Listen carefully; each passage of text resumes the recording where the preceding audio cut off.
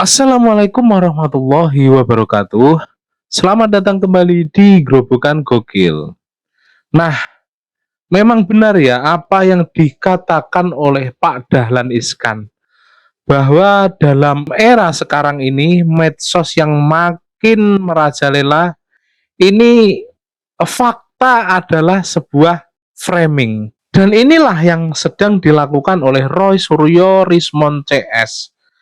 Bagaimana dia memframing sesuatu seakan-akan itu fakta, sehingga sebagian rakyat kita juga mempercayai framing-framing jahat dari Roy Suryo dan Rismon. Baru-baru ini Rismon juga berkelakar bahwa dia menantang siapapun untuk berdebat sini. Lah kemarin saja dia takut, nggak berani muncul ketika ditantang sesama pakar digital forensik, yakni Bang Joshua Sinambela. Nah tapi sekarang kok koar-koarnya seperti itu, sok berani. Dan ini namanya apa kalau bukan playing victim, membolak-balikan kata, membolak-balikan fakta gitu ya. Nah tanpa berlama-lama lagi, berikut adalah video lengkapnya. Bukankah kita sekarang suka mancing Mancing keributan ya? kecerdasan publik. Mancing kecerdasan publik.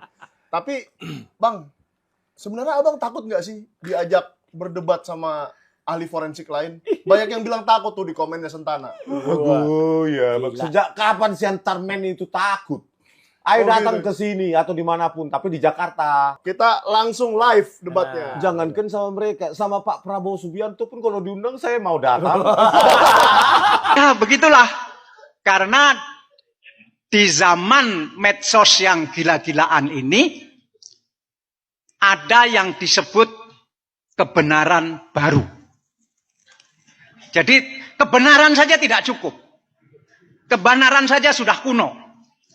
Jadi, siapa yang mengejar kebenaran, itu sudah ketinggalan. Karena apa? Ada kebenaran baru. Ya. Dan kebenaran baru ini berbeda dengan kebenaran. Dan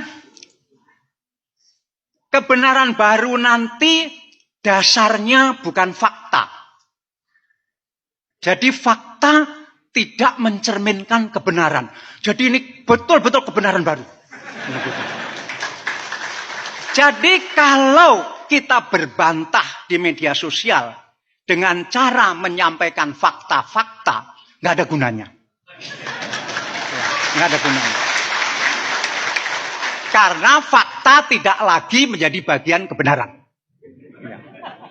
Kebenaran baru itu datang dari yang disebut persepsi. Jadi kebenaran lama based on facts, kebenaran lama bertumpu kepada fakta, kebenaran baru ini bertumpu kepada persepsi. Jadi persepsi menjadi dasar kebenaran. Dan persepsi dibentuk bukan oleh fakta. Persepsi dibentuk oleh frame yang disebut framing. Ya. Nah inilah. Jadi untuk apa gunanya perguruan tinggi kalau orang bisa mencari kebenaran lewat framing? Ini persoalan besar bagi para sarjana ilmu sosial untuk menyelesaikan itu. Dan di zaman gila-gilaan seperti ini, maka fakta tidak lagi dianggap penting, yang dianggap penting adalah framing. Nah, saya nggak ingin berdebat dia melalui chat. Saya ingin ketemu dia langsung sebenarnya, gitu ya. Pengen face to face dengan dia. Ya, jadi di sini apakah kita bisa zoom sekarang lah ya? Supaya jelas berdua saja dulu, saya bilang. Ya. Saya sudah minta supaya berdua dengan dia komunikasi baik-baik. Ya. Karena temuan kita sama temuan dia berbeda banget gitu ya. Sehingga saya minta agak panjang kalau kita jelaskan pakai WA. Saya nggak pengen lewat WA mengetik sangat panjang sekali, menunjukkan gambar juga susah gitu kan. Memberikan screenshot juga susah gitu ya. Nah, dia cuma jawab seperti ini. Tidak ada scaling, artinya naskah seperti judul ukuran fontnya lebih besar, segala macam lah, gitu ya. Kemungkinan pakai huruf gosok. Ya memang rata-rata percetakan zaman dulu itu menggunakan huruf gosok atau rugos namanya. Ya. Kemudian ditransfer ke plat offset, dicetakkan. Jadi rugos ini jadi alat cetaknya, gitu ya. Kemudian bisa dibuatkan duplikat-duplikatnya. Dan semuanya hitam putih zaman itu. Ya. Nah, kemudian ada alasannya lah, oh saya lagi ada pesta adat, ini curi waktu balas WA. Oke lah mungkin kabari aja waktunya, lebih mantap lagi kalau sediakan waktu FGD. Oke lah saya tunggu, ini bulan Maret tanggal 20, sudah ada jadwal lah saya tanyakan lagi, begitu ya. Kemudian saya memposting jawaban dari UGM. Ya. UGM, polemik ini dijawab sama UGM. Ya. Gimana lah sudah ada waktu untuk diskusi. Tujuan saya ingin diskusi face to face dengan dia, bila perlu dengan FGD, ya, fokus grup diskusi di mana di sana ada ahli-ahli lain, ada pakar-pakar lain, ya. Ini sudah kita upayakan dari awal, ya, dari awal. Kemudian saya telepon dia, ini tanggal 24 Maret lah saya ke perpustakaan Fakultas Kehutanan, ya, di mana saya minta izin kepada dekan di sana untuk mengakses ijazah teman-teman Jokowi. Ternyata saya juga diberikan ijazah Jokowi. Ijazah Jokowi pada saat itu ada 2, karena hampir semua ya ijazah bukan skripsi ya, skripsi itu 2 ya. Karena memang dikumpulkan di perpustakaan itu ada 2 ya. Nah, inilah foto-foto yang saya kirimkan ya. Foto-foto ini cukup banyak ya, termasuk juga video-videonya saya kirimkan ke dia. Nah, ini video-video saya. Dan video-video inilah yang disalahgunakan dia ya, untuk menguatkan asumsi-asumsinya dia. Jadi dia pilihkan lah ya video-video yang dianggap dia di capture lah, misalnya Pak Sigit, yang lainnya. Padahal kita sudah minta untuk diskusi pada saat itu ya.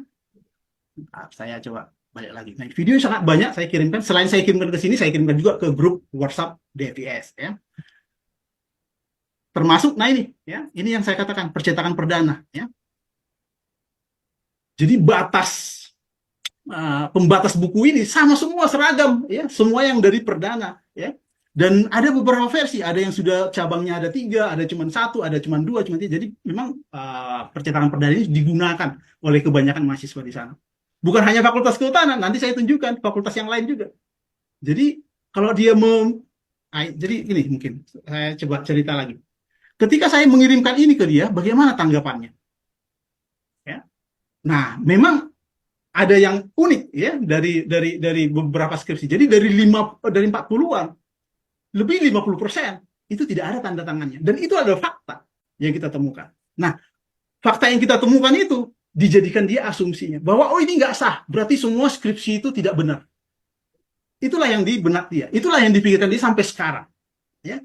Jadi dia merasa bahwa skripsi yang nggak ada tanda tangannya tidak sah, sehingga tidak valid lah ijazah itu. Nah, padahal dia nggak tahu gitu ya, bahwa dulu yudisium tidak menggunakan skripsi ya. Skripsinya itu masih berupa kertas ya, kertas ketikan-ketikan semua gitu kan.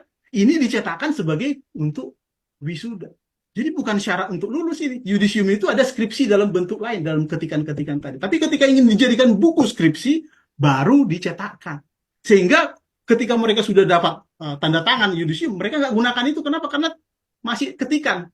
Mesin tik kelihatan jelek. Ya. Memang ada beberapa yang menggunakan mesin tik. Ya. Tetapi itu adalah perbedaannya, ada orang yang punya uang lah istilahnya. Uang dalam artian untuk membayar percetakan. Karena salah satu halaman itu cukup mahal zaman itu, ya itu informasi.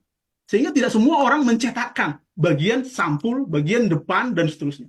Tetapi ada kebanyakan itu memang mencetakkan bagian sampul, halaman pengesahan dan seterusnya, ya sampai daftar isi. Daftar isinya sudah mulai mesin ketik, ya. Nah, itulah yang dibuat dia yang membuatkan dia berasumsi bahwa skripsi ini palsu semua. Jadi kalau saya tanya gitu ya, secara logika gitu ya, berarti skripsi fakultas-fakultas lain juga yang menggunakan percetakan yang sama, menggunakan bentuk font yang sama itu palsu.